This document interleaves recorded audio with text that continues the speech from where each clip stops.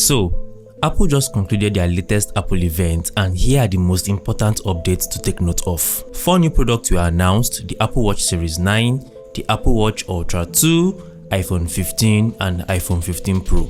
A lot of features were actually announced, but here are the ones I think are the most important for you to take note of. Now, starting from the Apple Watch Series 9. The Apple Watch Series 9 has a new chip which Apple calls the S9 chip, and it is said to have a 30% faster GPU than the S8 chip. Siri is now much more faster than before, as its dependency on the internet is now being reduced. We now have what Apple calls precision finding on the new Apple iWatch, which should make finding your iPhone and Find My much more faster. Apple also introduced a new feature called Double Tap, which should help you operate your iWatch with one hand. Double Tap helps you perform the primary function of whatever app you are currently using. So for example, let's say you get a phone call, you can just double tap to pick or end the call.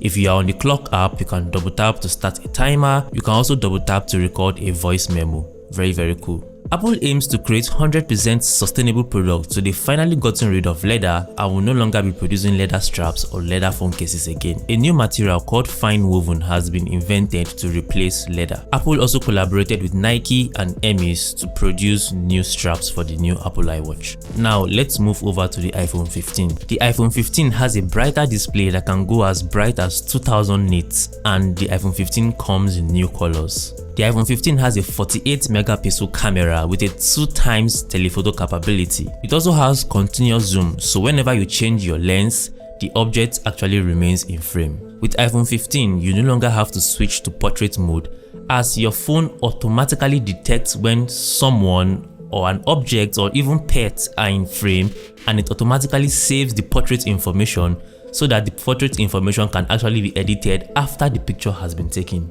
Now, the most crazy part is that after your pictures have been taken, you can now adjust the focus of these pictures.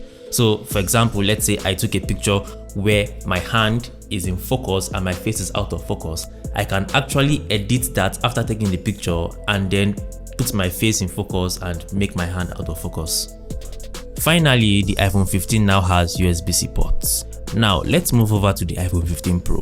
The iPhone 15 Pro is made of titanium, which according to Apple should make it lighter and stronger. With iPhone 15, we also have thinner bezels and a customizable action button. So that mute switch that we normally have on the iPhones is now gone and is now being replaced with a button that can be customized to do different things. You can customize the button to take pictures, you can customize it to launch an app, you can even customize it to record voice memos. With the iPhone 15 Pro models, you get USB-C 3.0, which should deliver faster transfer speeds. Now, let's move over to the iPhone 15 Pro Max. The iPhone 15 Pro Max has the same features as the 15 Pro, but added capabilities.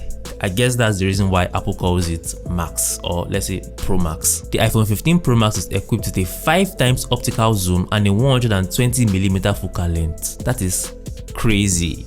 I mean, how can they even fit that focal length on a smartphone? This optical zoom and new focal length should make photography much more fun, as you can now get better looking macro shots with your iPhone. Now, because of the better cameras that we have on the iPhone 15 Pro models, we can now shoot what Apple calls spatial video, which is just like 3D videos that can be taken with your iPhone. Now, after these videos have been taken with your iPhone, these videos can actually be played back using Apple's Vision Pro, and according to Apple, it should feel like you are still reliving that moment.